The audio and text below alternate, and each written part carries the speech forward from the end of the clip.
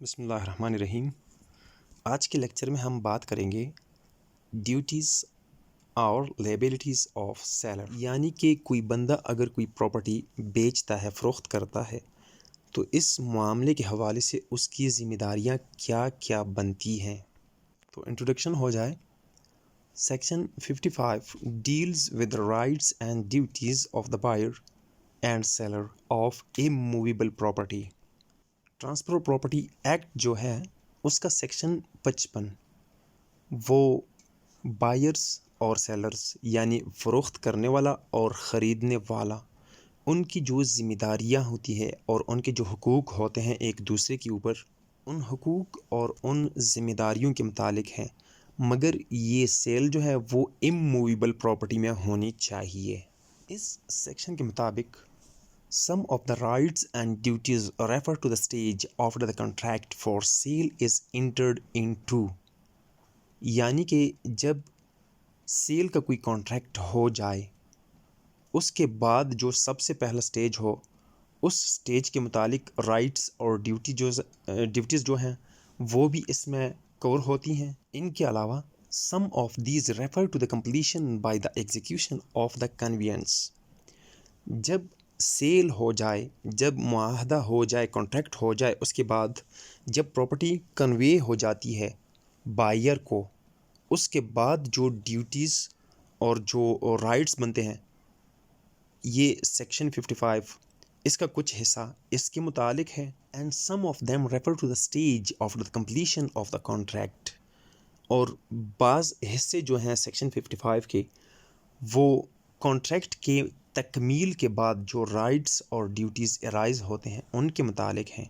یعنی کہ ہم کہہ سکتے ہیں کہ جب تک کوئی کانٹریکٹ وجود میں نہ آئے تب تک سیلر اور بائر ان کا آپس میں کوئی معاملہ ہی نہیں ہوتا، اور جب معاملہ ہو جائے اس کے بعد سے لے کے سیل کا جو کانٹریکٹ ہے وہ کمپلیٹ ہونے تک ایک دوسرے کے متعلق ان کے جو حقوق بنتے ہیں ایک دوسرے پر، اور ایک دوسرے کے متعلق ان کی جو ڈیوٹی بنتی ہے جو انہوں نے پرفارم کرنی ہوتی ہے، یہ سب اس سیکشن میں بیان کیے گئے ہیں۔ تو سیلر کی جو ڈیوٹیز ہیں وہ اس لیکچر میں ہم بیان کریں گے۔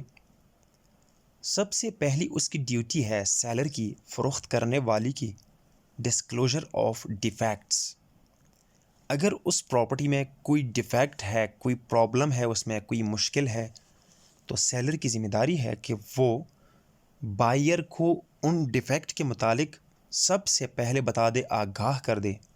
Section 55 paragraph 1 class A obliges a seller to disclose to the buyer any material or entitled defect of which the seller is aware and the buyer is not aware۔ Section 55 paragraph number 1 اور class A یہ بیان کرتا ہے کہ یہ seller کی ذمہ داری ہے کہ اگر پراپرٹی میں چاہے میٹیریل کے حوالے سے ہو یا اس کے ٹائٹل کے حوالے سے ہو، اگر کوئی بھی ڈیفیکٹ ہو، اس میں کوئی سکم ہو، کوئی خامی ہو، کوئی مشکل ہو، اس کے متعلق اگر سیلر آگاہ ہے تو اس کی ذمہ داری بنتی ہے کہ وہ بائر کو، لینے والے کو اس کے متعلق بتا دے۔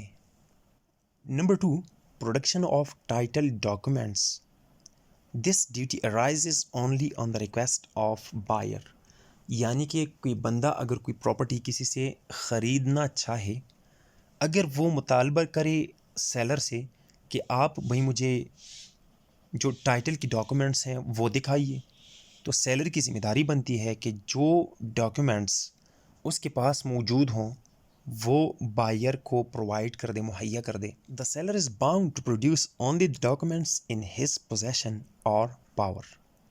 سیلر اس بات کا بھی پابند ہے کہ وہ صرف اور صرف وہی ڈاکومنٹس بائر کو مہیا کر سکتا ہے، دے سکتا ہے جو اس کی پوزیشن میں ہوں یا اس کی پوزیشن کی جو پاور ہے اس میں موجود ہوں۔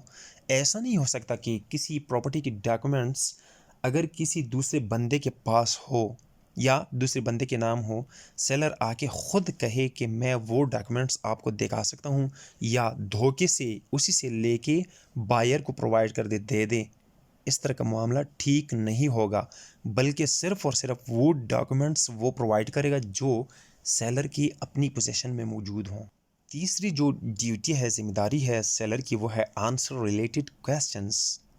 Under section 55 paragraph 1 clause C, the seller is bound to answer to the best of his knowledge all relevant questions.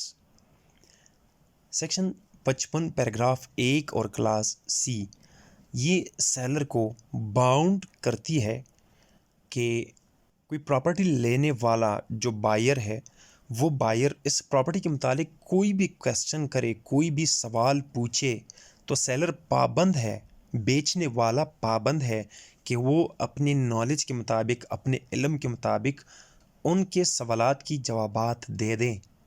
If he gives a false answer, he will be guilty of breach of duty or misrepresentation. اگر property لینے والا فروخت کرنے والے سے کوئی سوال اس property کے متعلق پوچھے، کوئی بات پوچھے، اور فروخت کرنے والا اس سوال کے جواب میں کوئی جھوٹ بولے، کوئی ایسی بات کہے جو حقیقت سے دور ہو اس پراپرٹی کے متعلق، تو he will be guilty of breach of duty and miss representation.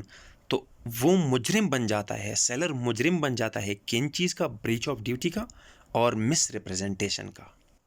چوتھی نمبر پہ preserved property and documents. In England, a contract for sale makes the buyer of the property purchased an owner in equity. England میں قانون موجود ہے کہ جب contract ہو جائے کسی سیل کے متعلق، جو بائر ہے وہ ایکویٹی لا میں اس پراپرٹی کا آنر بن جاتا ہے. The seller is bound to take care of the property as a prudent man will take care of his own property. تو اس کانٹریکٹ کے بعد جو سیلر ہے وہ اس بات پر پابند ہوگا کہ جس طرح کی کوئی عقل مند شخص، کوئی ہوشیار بندہ اپنی پراپرٹی کی نگرانی کرتا ہے، وہ اس پراپرٹی کی بھی نگرانی کرتا رہے. ہی از لائک اے ٹرسٹی، وہ ایک ٹرسٹی کی طرح تصور کیا جاتا ہے. While here in Pakistan, a contract for sale of immovable property does not of itself create any interest in or charge on the property sold. جبکہ پاکستان میں اس طرح کی اموویبل پراپرٹی اگر سیل کی کانٹریکٹ ہو جائے اس کی، تو یہ کانٹریکٹ جو ہے سیلر کو اس پراپرٹی کا نگہدار نہیں بناتا. یعنی کہ اگر اموویبل پراپرٹی انگلینڈ میں فروخت ہو جائے تو جو سیلر ہے اسے ٹرسٹی کی طرح اس پراپرٹی کی نگہداری کرنی ہوتی ہے، جبکہ پاکستان میں اس طرح کا کوئی قانون موجود نہیں. The rule that after a contract of sale the seller is trustee for buyer is not applicable here. یہاں پاکستان میں اس طرح کا کوئی قانون موجود نہیں کہ جب کانٹریکٹ ہو جائے اس کے بعد بھی جو سیلر ہو بائر کے لیے وہ بطور ٹرسٹی ذمہ داری نبھاتا رہے، اس پراپرٹی کی نگرانی کرتا رہے. اس طرح کا کوئی قانون پاکستان میں موجود نہیں ہے. Number 5 to give position. Paragraph 1 clause F declares it is the duty of seller to give such possession of the property to the buyer as its nature admits. Paragraph 1 clause F کے مطابق یہ seller کی duty ہے کہ اگر وہ کوئی property cell کرتا ہے، جو پراپرٹی وہ فروخت کرتا ہے، اس پراپرٹی کا قبضہ، اس پراپرٹی کی پوزیشن وہ بائر کو دے دے. اور یہ قبضہ جو پراپرٹی ہے اس کے نیچر کے مطابق ہوگا. مثلا اگر مکان ہے اس میں جو رہائش پذیر ہے وہ رہائشی اس سے نکل جائے، جو بائر ہے وہ اپنی مرضی کے مطابق کوئی رہائشی رکھ لے یا خود اس میں رہائش اختیار کر لے. یا مثلا اگر کوئی زراعتی زمین ہے اس میں سے جو ٹیننٹ ہے یا وہ بندہ جو خود سیلر ہو، اگر وہ زراعت کرتا ہو، وہ زراعت کا جو سارا سسٹم ہے وائنڈ اپ کر دے اور بائر کے ہینڈ اوور کر دے. یعنی جس طرح کی نیچر ہو پراپرٹی کی اسی نیچر کے مطابق وہ قبضہ دلانے کا پابند ہوگا. چھٹی نمبر پہ جو ڈیوٹی ہے سیلر کی وہ ہے duty to public charges, rent etcetera. Section 55 paragraph 1 clause G bounds the seller to pay. Number 1, all public charges and rent up to the date of sale. Number 2, the interest on all the encumbrances due on such date. یعنی کہ section 55 paragraph 1 class جی یہ seller کو پابند بناتے ہیں کہ number 1 جو public charges اس property پر ہوں گورنمنٹ کی مثلاً ٹیکسز وغیرہ جو بھی ہیں یا اس پہ جو رینٹس ہوں اس پہ جو پیسے ادا کرنے ہوں جس تاریخ کو سیل کا کانٹریکٹ وجود میں آئے اس تاریخ سے پہلے اس تاریخ تک وہ سارے چارجز سیلر کو ادا کرنے ہوتے ہیں. اور اس کے علاوہ وہ انٹرسٹ جو کہ اس پراپرٹی پر کسی بھی وجہ سے ڈیو ہوں واجب الادا ہوں وہ ادائیگی بھی سیلر کی ذمہ داری ہوتی ہے. Number 7 delivery of the documents of title. Section 55 paragraph 3 the title deeds for the property sold belongs to the buyer as an incident of the property though not granted by express words.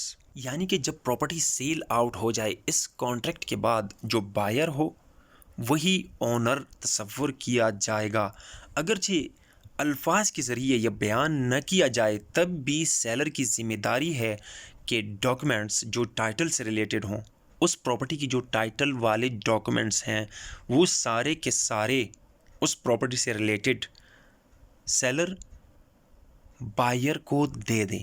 یہ seller کی ذمہ داری ہے, یہ seller کی duty ہے. امید ہے آپ کو ویڈیو پسند آ گئی ہوگی تو پلیز چینل سبسکرائب کیجئے, ویڈیو لائک کیجئے, شیئر کیجئے. اپنا خیال رکھیے. اللہ حافظ.